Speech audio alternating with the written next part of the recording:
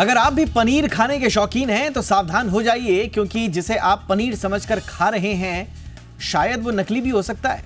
हाल ही में फसाई ने अलग अलग शहरों से पनीर के सैंपल्स लिए। इसमें चौंकाने वाली बात सामने आई, 85% सैंपल सेहत के लिए बेहद खतरनाक निकले।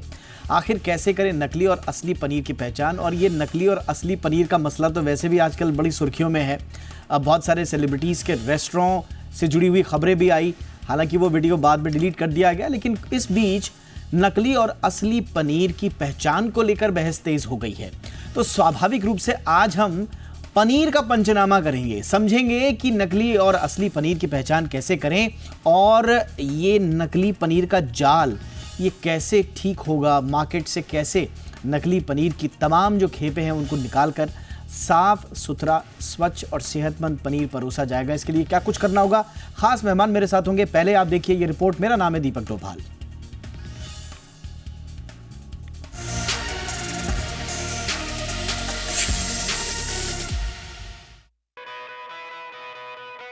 पनीर का नाम सुनते ही मुंह में पानी आ जाता है। शाही पनीर हो या पनीर टिक्का, कढ़ाई हो या पकौड़े, हर फूडी की थाली में पनीर की खास जगह होती है। लेकिन जरा ठहरिए, क्या आपने कभी सोचा है कि जो पनीर आप बड़े चाव से खा रहे हैं वो असली है या नकली? इस सवाल का जवाब सीधा आपकी सेहत से जुड़ा है। हाल ही में एक यूट्यूबर ने होटल, रेस्टोरेंट और स्ट्रीट फूड में पनीर के इस्तेमाल को लेकर बड़ा दावा किया है। उसका कहना है कि बॉलीवुड के बादशाह शाहरुख खान की पत्नी गौरी खान के रेस्टोरेंट तोरी में नकली पनीर परोसा जा रहा है। ये वीडियो देखते ही इंटरनेट पर वायरल हो गया। मामला सीधे रेस्टोरेंट मैनेजमेंट तक पहुंचा और जवाब भी आया। रेस्टोरेंट की तरफ से कमेंट सेक्शन में स्पष्टीकरण दिया गया। तोरी का कहना है आयोडीन टेस्ट केवल स्टार्च की मौजूदगी दर्शाता है, न कि पनीर असली या नकली। डिश में सोया आधारित इंग्रेडिएंट शामिल होने के कारण ऐसा रिजल्ट आना स्वाभाविक था। रेस्टोरेंट मैनेजमेंट ने साफ किया कि वो अपने पनीर की प्योरिटी और तोरी की इंटेग्रिटी के साथ मजबूती से खड़े हैं। इसके बाद यूट्यूबर ने भी अपना वीडियो डिलीट कर दिया। लेकिन सवाल ये उठता है कि पनीर को लेकर इतना बवाल क्यों मचा है? दरअसल हाल ही में फसाई ने 520 होटल, रेस्टोरेंट पर छापा मारा था। इन सभी जगह से विभाग की टीमों ने 702 खाद्य पदार्थों के नमूने लिए थे। इनमें से 451 नमूनों की जांच रिपोर्ट चौंका देने वाली थी। 451 में से 252 नमूने मानकों पर फेल हो गए। इन 252 में से 85 खाद्य पदार्थों के नमूने ऐसे मिले जो स्वास्थ्य के लिए बेहद खतरनाक थे। अब FDA यानी फूड एंड ड्रग्स एडमिनिस्ट्रेशन ने चेतावनी दी है कि अगर होटल, रेस्टोरेंट या food service providers analogue paneer का इस्तेमाल करता है तो उसे बोर्ड लगाकर इसकी जानकारी देना अनिवार्य होगा, वरना होटल या रेस्टोरेंट का लाइसेंस तुरंत रद्द किया जा सकता है। तो सवाल उठता है कि आखिर ये नकली या एनालॉग पनीर क्या है? एनालॉग पनीर एक प्रकार का कृत्रिम पनीर होता है जो पाम ऑयल, मिल्क पाउडर से तैयार किया जाता है। भारत में इसे बेचना कानूनी रूप से मना नहीं, लेकिन इसे डेयरी प्रोडक्ट या असली पनीर के नाम पर बेचना नियमों का उल्लंघन है। इस पनीर में न केवल सैचुरेटेड फैट की मात्रा ज्यादा होती है, बल्कि वो पोषण तत्व भी नहीं मिलते जो असली पनीर में होते हैं। स्ट्रीट फूड से लेकर बड़े बड़े होटल तक एनालॉग पनीर का इस्तेमाल धड़ल्ले से किया जा रहा है। नकली पनीर आपके स्वास्थ्य के लिए नुकसानदायक साबित हो सकता है। इसमें मौजूद सैचुरेटेड फैट हार्ट से जुड़ी समस्याओं को बढ़ा सकते हैं। पाम ऑयल और ज्यादा खाने से कोलेस्ट्रॉल लेवल बढ़ सकता है। इसके अलावा कब्ज, अपच, डायरिया ऐसी समस्याएं भी हो सकती हैं और इसका ज्यादा सेवन लिवर और किडनी तक को प्रभावित कर सकता है। अब सवाल उठता है कि नकली और असली पनीर की पहचान कैसे करें?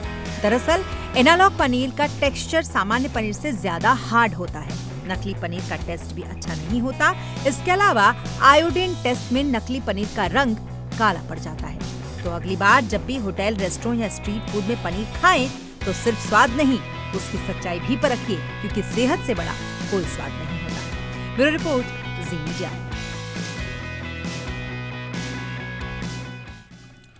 बहुत ही खास मेहमान इस वक्त हमारे साथ जुड़ चुके हैं। स्वागत करते हैं देश के जाने माने स्वास्थ्य विशेषज्ञ डॉक्टर मनोज कुमार का, जो कि प्रिंसिपल डायरेक्टर हैं कार्डियोलॉजी विभाग मैक्स हॉस्पिटल में। बहुत बहुत स्वागत है डॉक्टर मनोज आपका हमारे शो पे। सर, हमारे साथ हैं प्रदीप चक्रवर्ती साहब, सीनियर एडवाइजर हैं centre for public health and food safety के। बहुत बहुत स्वागत है चक्रवर्ती साहब आपका भी शो पे। मनोज सर, चर्चा की शुरुआत आपसे कर रहे हैं। डॉक्टर साहब, अब जो बड़े बड़े रेस्टोरेंट चेन्स हैं उनमें पनीर असली है या नकली, अब इसकी पड़ताल में हम ज़्यादा नहीं जाएंगे। वो मुद्दा अभी सोशल मीडिया पे चला, फिर थमा, सफाइयाँ आई, वीडियोस वगैरह डिलीट हो गए। बट जो फसाई की जो रेड्स हुई हैं उसमें एक बात साफ है कि 80% से ज़्यादा सैंपल्स में पनीर घटिया किस्म का पाया गया। तो ये एक सच्चाई है कि हम अपने आसपास घटिया और बिना अच्छी क्वालिटी के पनीर के आसपास हम रह रहे हैं। इसका स्वास्थ्य पर सबसे पहले ये बताइए सर कि इसका स्वास्थ्य पर कैसा असर पड़ता है, कितना ख़तरनाक है ये, और सीधे इसको कंज्यूम करके तो इसके तुरंत तो असर नहीं दिखते हैं, लेकिन लॉन्ग टर्म में अगर इसको कोई लगातार खा रहा है तो किस तरह के सेहत से जुड़ी चुनौतियां आ सकती हैं सर? जी दीपक जी, बिल्कुल आपने सही कहा कि पनीर जो है हमारे यहाँ किचन का बहुत ही कहिए कि एक महत्वपूर्ण आइटम होता है। खास करके जो लोग वेजिटेरियन हैं उनके लिए प्रोटीन का सोर्स होता है। और आप देखिए 5 लाख टन्स करीब करीब इंडिया में एनुअल प्रोडक्शन है। टोटल मिल्क प्रोडक्शन का 4 से 7% जो है वो पनीर के रूप में कंज्यूम होता है। तो एक बहुत कॉमनली यूज होने वाला किचन का इंग्रेडिएंट है। तो मुझे ऐसा लगता है कि जिस तरीके से अभी जो बातें उठी हैं कि फेक पनीर या नकली पनीर या एनालॉग पनीर, चलिए एनालॉग पनीर में तो अगर लेबलिंग ठीक है तो वो हमारे यहाँ बैन नहीं है, लेकिन जिस तरीके से आर्टिफिशियल पनीर या जो नकली पनीर बन रहे हैं उसमें क्या होता है कि आप किसी तरह का फैट यूज़ कर लेते हैं, उसमें एडिटिव्स यूज़ करते हैं, उसके साथ साथ जो है उसकी सेल्फ लाइफ भी कम होती है। देखिए ऐसे भी पनीर की सेल्फ लाइफ इवन 60 डिग्री पे अगर आप उनको रेफ्रिजरेटर में भी रखते हैं तो 1 हफ्ते से ज़्यादा नहीं होता है, तो उसमें बैक्टीरियल इन्फेक्शन होने का डर रहता है। बट जो नकली पनीर है उसके इंग्रेडिएंट का सबसे पहला असर तो आपके डाइजेस्टिव सिस्टम पे पड़ता है, या कहिए कि खाने का जो पाचन तंत्र है उस पर पड़ता है। आपको डाइजेशंस में प्रॉब्लम होती है, डायरिया होता है। ये कॉमन प्रॉब्लम है। आप कभी भी होटल में कोई इस तरह के पनीर खाएं उसके बाद इस तरह के सिम्टम्स हो तो आप ये समझ लीजिए कि आपका पनीर नकली है।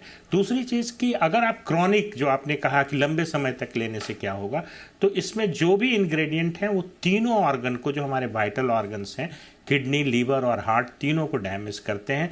खास करके जो कुछ इसमें एडिटिव्स जो मिलाते हैं वो हमारे बॉडी में एक हार्मोनल इम्बैलेंस करता है, जो भी कारण बनता है तरह तरह की बीमारियों का। खास करके अगर आपके ट्रांस फैट्स और ये जो सैचुरेटेड फैट्स हैं उस तरह के ऑयल ज़्यादा यूज़ होते हैं, उससे आपका एलडीएल लेवल या बैड कोलेस्ट्रॉल लेवल ऊपर चला जाता है, सीएडी के रिस्क बढ़ जाते हैं। आप हाल फिलहाल में देख ही रहे हैं किस तरह से एक महामारी के तौर पे कॉर्नरी आर्टरी डिजीज या हार्ट अटैक का प्रॉब्लम दिख रहा है, उसी तरह से लीवर और किडनी को भी ये डैमेज करता है।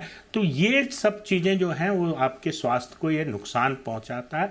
और मुझे लगता है कि एक्यूट प्रॉब्लम जो खाने के बाद होता है वो मोस्टली आपके पेट से रिलेटेड होता है, बट लॉन्ग टर्म में ये आपके तीनों एंड ऑर्गन्स, जो आपको कहते हैं कि जो बहुत ही इंपॉर्टेंट है आपके स्वास्थ्य के लिए, उसको खराब कर देता है। एब्सोल्युटली सर, और बिल्कुल आपने सही कहा। पनीर एक तरह से स्टेपल है इंडियन क्विजीन का, एक स्टेपल फूड है हमारा, और ख़ास तौर से वेजिटेरियंस के लिए तो बहुत बड़ा वाइटल प्रोटीन सोर्स है। और प्रॉब्लम यह है कि मोस्ट एडल्ट्रेट फूड प्रोडक्ट्स में से एक हो गया है, ख़ास तौर से जो रीसेंट टेस्ट्स हुए हैं नोएडा, ग्रेटर नोएडा और बाकी जगह पे। बट अच्छी बात है कि इसमें कार्रवाई हुई है चक्रवर्ती साहब। लेकिन देखिए, ये कभी कभी स्वाभाविक रूप से कुछ रिपोर्ट्स आ जाती हैं जिनके आधार पर फसाई या दूसरी एजेंसीज इस तरह की कार्रवाई करती हैं। बट इस तरह के प्रोडक्ट्स का प्रोडक्शन और उनका लगातार इस्तेमाल होना, और ख़ास तौर से चलिए कुछ रेस्टोरेंट में तो जाके आप छापे मार लेंगे, वहाँ पर आप सैंपल्स वगैरह भी कलेक्ट कर लेंगे, लेकिन जो स्ट्रीट फूड्स हैं वहाँ पर आप कैसे रोकेंगे इनको? वो पनीर कहाँ से आ रहा है कभी पता नहीं चलता है कि कहाँ से उसको लिया गया है, कहाँ उसका प्रोडक्शन हुआ। तो ऐसे में एजेंसीज कहाँ तक जा सकती हैं और कहाँ तक हाथ बंधे हुए हैं फसाई के भी, चक्रवर्ती साहब? देखिए, हमारा ये जो फूड सेफ्टी एक्ट का इम्प्लीमेंटेशन जो है, ये एक्चुअली इसमें 2 कैटेगरी है। एक है स्टेट लाइसेंसिंग अथॉरिटी, एक है सेंट्रल लाइसेंसिंग अथॉरिटी। और state licensing authority they have actually better infrastructure than central licensing authority, because in state licensing authority, in every subdivision there is at least one food safety officer whose job is to collect samples from the market and other shops, shopping malls and other places regularly, and they should send the sample to the food analyst for a laboratory test.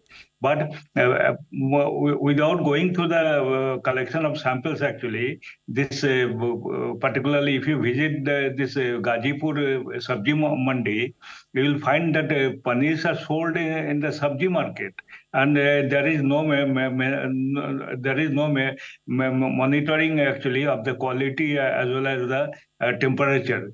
So these paneers actually are sold in the open market, and these are used in the street foods. So that is a big problem actually. That is a big problem. But so state food safety department actually, since they have infrastructure, and central licensing authority also have the infrastructure, but not to that extent, because in every state actually there is one state food safety commissioner under whom actually number of food safety officers are there, and they have as of today actually there are as many as 19 referral food testing laboratories which are well equipped, or as more than 100 primary laboratories are also there. So they should collect samples regularly and send it to the public food analyst in the primary laboratories and get it tested, and on the basis of test report they should do enforcement also. They should execute the enforcement activities also. So that is the thing actually, unless because as per our this paneer, Right, sir. paneer actually has been specified in our regulation. Absolutely, but Very well. The problem is, देखिए चक्रवर्ती साहब, problem यही है ना कि ठीक है, अब testing capacity आपकी कितनी है, अंडर स्टाफिंग, रिसोर्सेज प्रॉब्लम तो है ही, बट ये सप्लाई चेन में कैसे आ जाते हैं? आई मीन अगर ये आम लोगों के लिए इतने आसानी से उपलब्ध हैं तो इसमें कहीं तो चेक होना चाहिए ना सर, कुछ तो इसमें। अब सिर्फ ये बोल के कि सेंट्रल एजेंसीज के पास इतने रिसोर्सेज नहीं हैं, सारा काम स्टेट ही देखेगा, तो ऐसे तो काम नहीं चलेगा सर, कुछ तो कोऑर्डिनेशन होना चाहिए। नहीं, coordination is there. It is not that there is no coordination between central and state licensing authorities.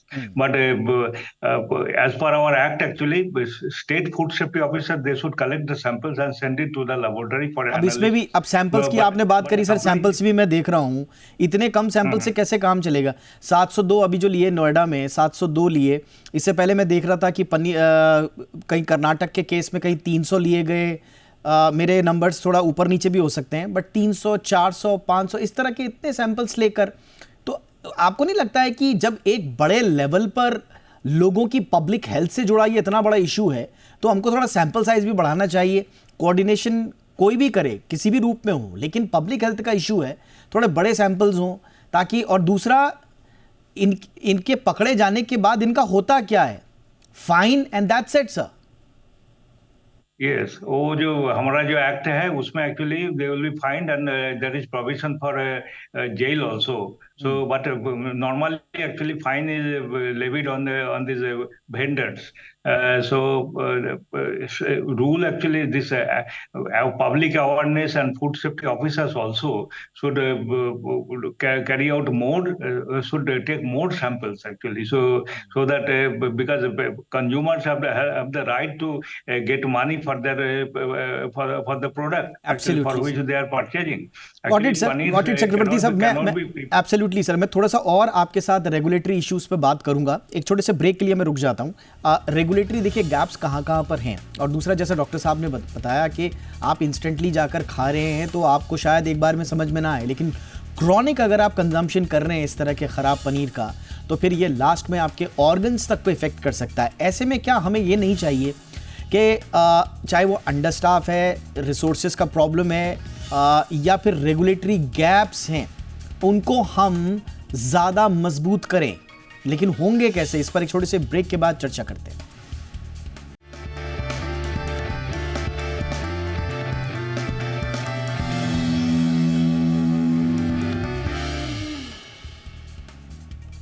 Break के बाद आपका स्वागत है। तो नकली पनीर का पंचनामा आज कर रहे हैं sir, doctor Manoj Kumar sir, आपके पास आ रहा हूं सर।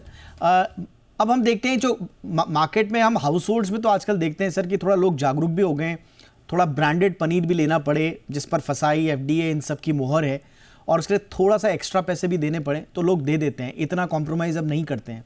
बट हमने देखा है कि आज भी Tier 2 शहरों में खुले में पनीर जाकर ले रहे हैं लोग। अच्छा, उसमें अब वो खुले में जाकर वो पनीर कैसा है, कितने दिनों पुराना है, आजकल तो ऐसे ऐसे प्रिजर्वेटिव्स आ गए हैं कि उसमें से बदबू भी नहीं आएगी, उसका कलर भी बिल्कुल शानदार एकदम चटकीला सफ़ेद रहेगा। तो सर कितना खतरनाक हो सकता है अगर बच्चों तक या बुजुर्गों तक, जो बड़े संवेदनशील आयु वर्ग के लोग होते हैं, अगर वो किसी तरह से गलत पनीर कंज्यूम कर दें। दीपक जी, ये जो मिलावटखोरी है ना, या जो फूड एडल्ट्रेशन जिसको आप कह रहे हैं, ये तो एक संगीन जुर्म है। और अगर आप देखें मिल्क प्रोडक्ट में अगर ये एडल्ट्रेशन हो रहा है तो मुझे लगता है कि इसमें कोई कॉम्प्रोमाइज़ करने वाली बात ही नहीं है। इसको बहुत ही मुझे लगता है स्ट्रिक्टली टैकल करना पड़ेगा। आपने बिल्कुल सही कहा। देखिए, एक बच्चे हैं, हम उनको पनीर देते हैं, हम सोचते हैं कि 18% का प्रोटीन दे रहे हैं, 2% मिनरल्स दे रहे हैं, फैट दे रहे हैं। उसी तरीके से बुज़ुर्गों के साथ भी, कि चूँकि हम मानते हैं कि ये जो मिल्क प्रोडक्ट जो है पनीर, ये सुपाच्य होता है और उसके बाद खाते ही डायरिया हो रहा है। आपने ठीक कहा कि ये जो एक दिन में तो हो सकता है कि इंडाइजेशन, वॉमिटिंग, डायरिया से हो जाए, लेकिन लॉन्ग टर्म में आपको बहुत सारी ऐसे साइड इफ़ेक्ट्स हैं, जैसे बच्चों की इम्यूनिटी गिर जाती है। बहुत कॉमन है कि अगर आप इस तरीके का फेक पनीर खा रहे हैं तो बच्चों को इम्यूनिटी गिर जाती है, बार बार बीमार पड़ना, सर्दी जुकाम होना, क्योंकि उसको वो चीज़ें मिल ही नहीं रही है, जो प्रोटीन नहीं मिल रहा है, ना मिनरल्स मिल रहा है। इसी तरीके से बुज़ुर्गों के साथ भी बहुत दिक्कत आने की संभावना बढ़ती, क्योंकि ये बहुत सेंसिटिव एज ग्रुप है, जहाँ पे कि ज़रा सा डिहाइड्रेशन हो गया तो ब्लड वॉल्यूम जो है वो कम हो जाता है, शॉक में चले जाते हैं बच्चे, फूड पॉइजनिंग से शॉक में चले जाते हैं। इसी तरीके से जो रिफाइंड वेजिटेबल्स ऑयल और ट्रांस फैट्स, हाइड्रोजनेटेड ऑयल्स जो यूज होते हैं, ये पूरे बॉडी में एक सिस्टेमिक इन्फ्लामेशन करते हैं, और ये इन्फ्लामेशन रिस्पॉन्सिबल होता है इस तरह की घटनाओं का कि सडन कार्डियक डेथ हो जाता है, ब्लड की क्लॉट्स बन जाते हैं हार्ट की नसों में। तो ये इन्फ्लामेशन को प्रमोट करने वाला ये चीज़ है। तो मुझे लगता है कि स्वास्थ्य के जो नुकसान है हर वर्ग में है, हर उम्र के लोगों में है, लेकिन खास करके बच्चे और बुजुर्गों के लिए बहुत ही खतरनाक है। और मुझे लगता है सरकार को बहुत कड़े नियम बनाने होंगे। खुले पनीर की बिक्री का मैं शुरू से पहले भी आपके शो पे एक बार मैंने बोला था कि कोई भी चीज़ें, खाद्य पदार्थ जो है वो खुले में नहीं बिकनी चाहिए। उसकी न तो क्वालिटी पता है, न उसके कंटेंट पता है, उसको किस तरीके से प्रोसेस किया गया। देखिए, पनीर प्रोसेसिंग के जो साई ने जो तरीके बताए हैं कि आप मिल्क के साथ जो तमाम जो एसिड्स जो आप यूज़ कर सकते हैं, उसमें भी उन्होंने लिखा है citric acid, malic acids, vinegar या लैक्टॉन्स जिसको बोलते हैं, वो डाल सकते हैं।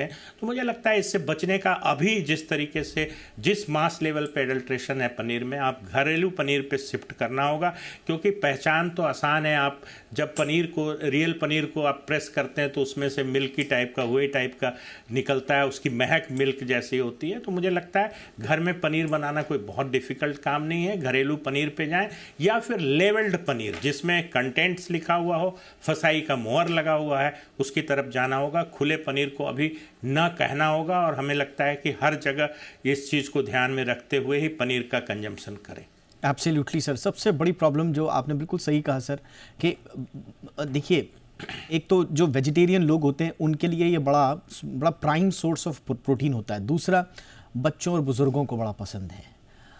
कमाल की बात ये है कि आप असली पनीर खा रहे हैं या नकली, ये तो बात की बात है, लेकिन ख़ास तौर से रेस्टोरेंट वगैरह में जाकर ये जो उसके चारों तरफ टेस्ट को सोया सॉस और ये सब इंग्रेडिएंट्स जो मिला के जो टेस्ट का पूरा परिवर्तन कर दिया जाता है, आपको लगता है आप तो अपनी फेवरेट चीज़ खा रहे हैं, लेकिन उसके अंदर जो आप जहर ले रहे हैं, इसका जिम्मेदार आखिर कौन होगा।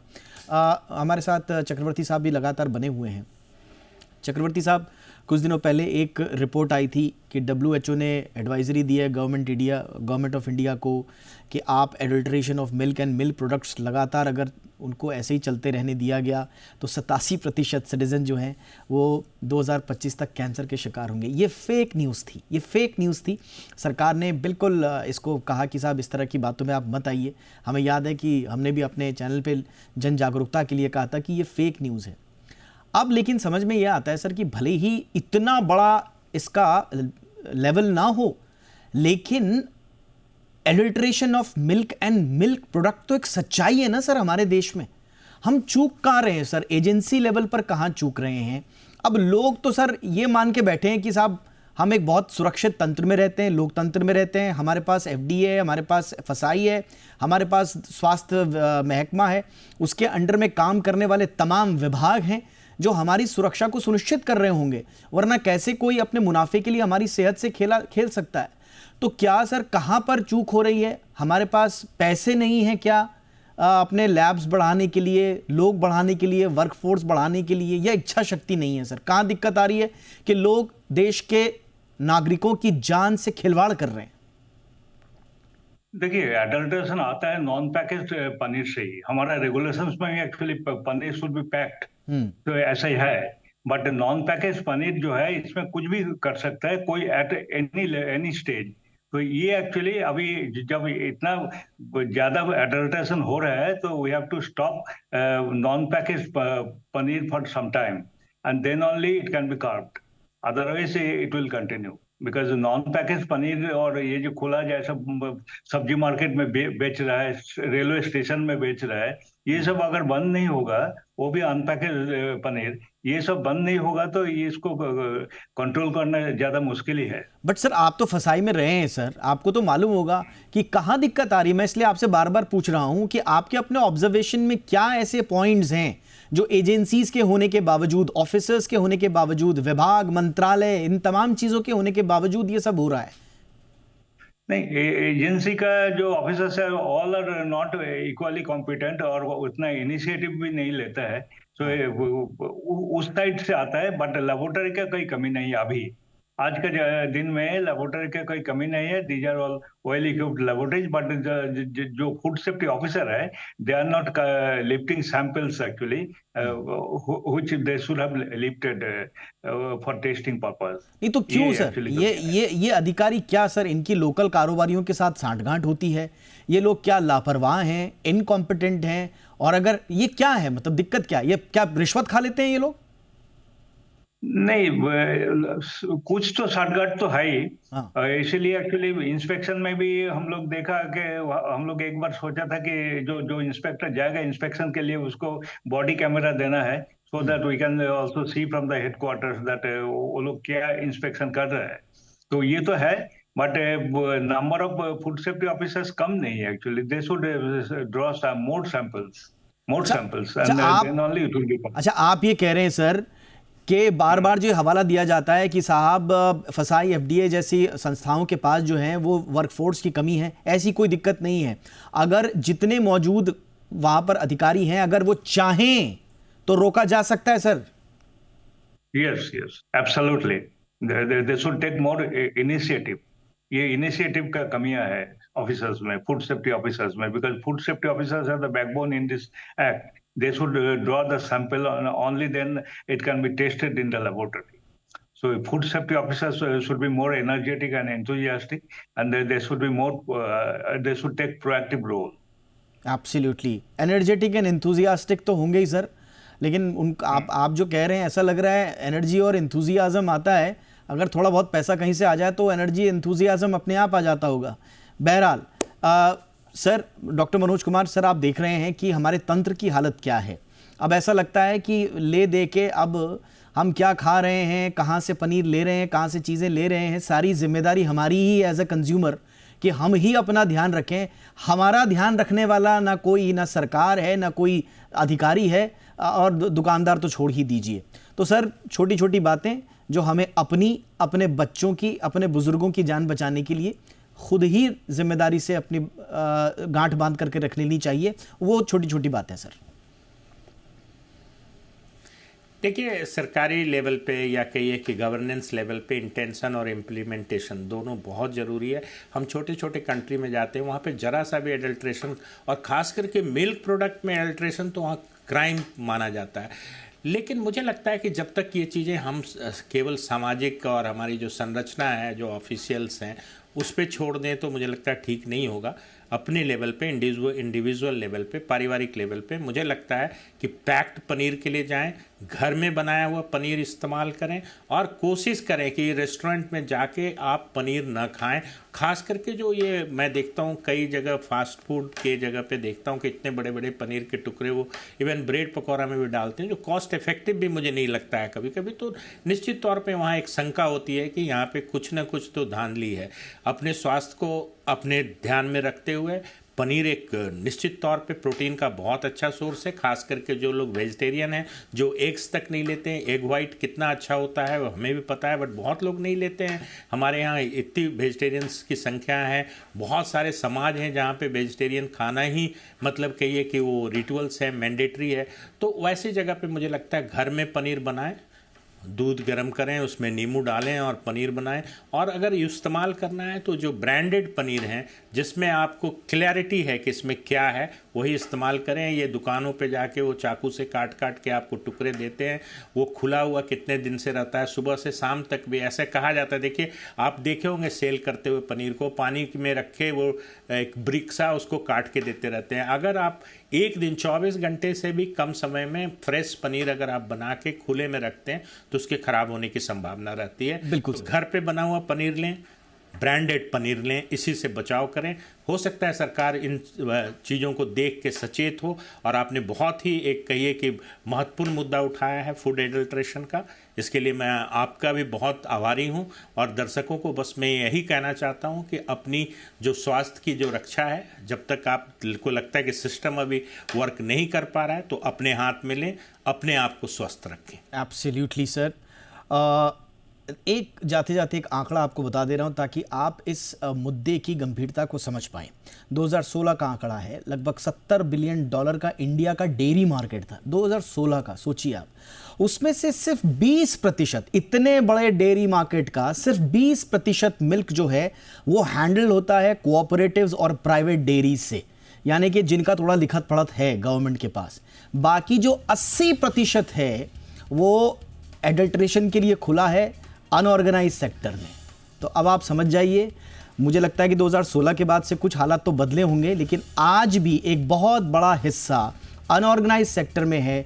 वो पनीर कैसे बन रहा है, वो मिल्क प्रोडक्ट कैसे बन रहे हैं, इसका कोई लेखा जोखा किसी के पास नहीं है।